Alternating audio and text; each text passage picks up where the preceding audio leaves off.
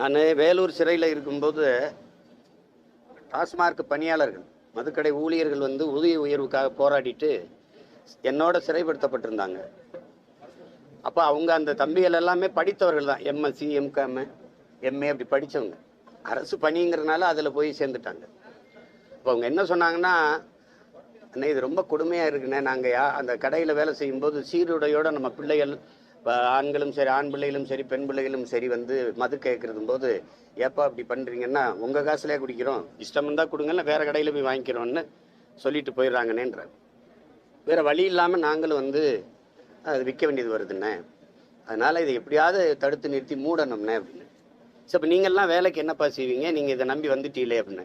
நாங்கள் பிச்சை எடுத்து கூட பொழைச்சிக்கிறோம்னே, தயவு செய்து வந்து இதை மூடுங்கண்ணே அப்படின்னு. அதே மாதிரி நான் ஐயா சகாயம் அவர்களை வந்து அடிக்கடி சந்திப்பேன். அவங்க சந்திக்கும்போது என்னை வந்து அன்பா தலைவரே என்ன கூப்பிடுவாங்க. அப்போ அவங்க சொன்னது, நானும் என் தம்பி மருத்துவர் சிவகுமாரும் இருந்தோம்.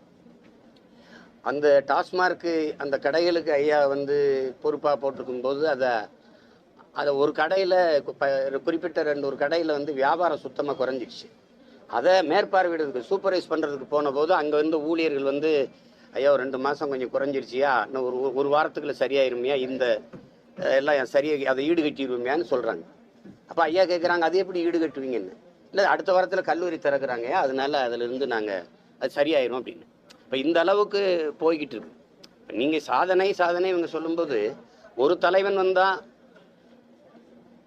தெருவுக்கு தெரு பள்ளிக்கூடம் கட்டி படிக்க வச்சான், இவர்கள் வந்தார்கள் தெருவுக்கு தெரு டாஸ்மார்க்கு திறந்து குடிக்க வச்சு நாடு நாசமாயிட்டுது. 95 விழுக்காடு 6 விழுக்காடு குற்றங்களுக்கெல்லாம் நிறைந்த மது போதை தான் காரணமாக இருக்குது.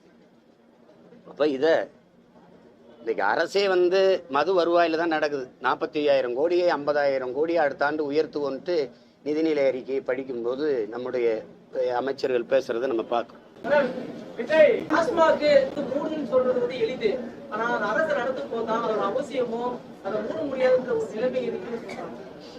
அதில் அவங்க மாற்று பொருளாதார பெருக்கத்துக்கே இவங்க வர்றதில்லை, சிந்திக்கிறது இல்லை. பாலின் சந்தை மதிப்பு தமிழ்நாட்டில் 3 லட்சம் கோடி இல்லையாட தம்பி?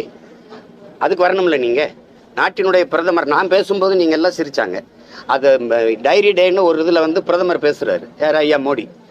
பாலில் பெரிய சந்தை இருக்குது, அதிலே நம்ம தற்சார்பு அடைய முடியும், அதில் பெரிய பொருளாதாரம் இருக்குன்ட்டு அங்கேயே நீங்கள் விரைய மாட்டேங்கிறீங்க. உணவு உற்பத்தி இல்லை, எல்லாம் நீங்கள் வெளி மாநிலங்கள்லேருந்து ஆட்டுக்கறி வாங்குறீங்க, கறிக்கு இறக்குறீங்க, மாட்டுப்பாலை இறக்குறீங்க. அவன் அந்த முதலாளி, தனியார் முதலாளி பண்ணையே வச்சு பாலை விற்கிறான். அவன் 1 லிட்டர் விலையை ஏற்றிட்டான்னா, 5 ரூபா 6 ரூபா ஏற்றிட்டான்னா, இங்கே இருக்கிறவன் நம்ம போராட வேண்டியது இருக்குது.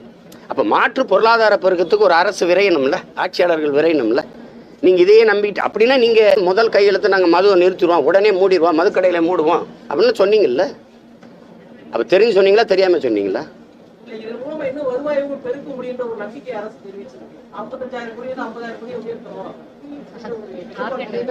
அப்படி கிடையாது. குடிகாரர்கள் எண்ணிக்கை அப்படியே நீங்க வருவாயின் குடிகாரர்கள் எண்ணிக்கையே கூட்டணும், அவ்வளவுதான்.